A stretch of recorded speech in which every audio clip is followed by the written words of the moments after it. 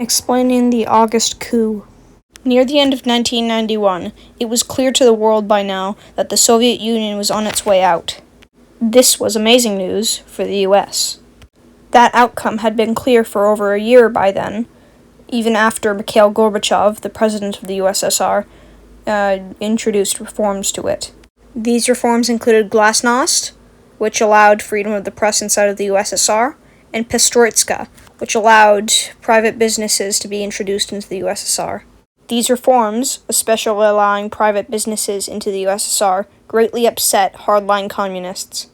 By the start of 1991, it was greatly understood that communism would collapse inside of the nation, though it was less certain about the fact that the state itself would collapse. The reason for this uncertainty was because Mikhail Gorbachev had tried to create a new union, the Union of Soviet Sovereign Republics. This meant that the nations within the USSR would be able to choose whether or not they wanted to be communist. But this would also allow the USSR to stay intact. This idea was shared throughout the USSR and was quite well liked. Around this same time, Boris Yeltsin was elected as the president of the Russian SSR. This idea of the Soviet sovereign republics would continue until August of 1991. Hardline communists within the Soviet Communist Party would rise up against Gorbachev, including the nation's own vice president. Gorbachev was placed under house arrest by the communists and was promptly asked to resign as president of the USSR. He ended up saying no. Instead of waiting for him to resign, they told the nation that he was extremely sick and was unable to lead the country, meaning that they would have to lead it until he was ready. This, obviously, was a complete lie. With this, the Soviet coup had begun. Tanks rolled through the streets of Moscow. Politicians who were suspected of being against the Communist Party were arrested. Taking note for later use that these politicians that were arrested did not include the likes of Boris Yeltsin. The group told the nation of their plans of fixing the economy, restoring the Communist Party, taking back areas of the country that wanted to secede from the Union, and finally, winning the Cold War. Even though they made these bold claims, the people running the country had absolutely no idea of how they were going to do this. Worry grew within the USSR, especially among those who had criticized the Communist Party, because the leader of the KGB was involved in the group, along with the Minister of Defense, hence the tanks.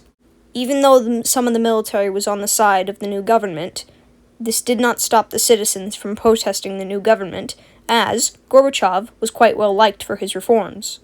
These protesters included Boris Yeltsin, who was quite open about the fact that he wanted Gorbachev back in power. Boris Yeltsin was also supported by a sizable part of the military. Together with some citizens, Boris Yeltsin would form a barricade outside of the Russian White House. Chaos arose within the Soviet Union as politicians, communist or not, opposed the new government's actions. Along with this, Western powers disliked the coup and ceased all cooperation with the USSR. Though the new government did see some support from other countries such as North Korea, China, and Cuba. Things heated up as the public protests got more intense, and public violence also began to sprout up. Around this time, some inside of the group decided that it wasn't worth it.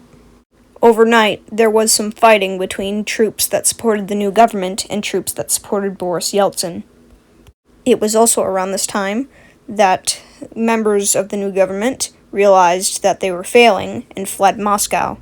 Military forces that had sided with the new government had then switched sides and moved their troops out of Moscow.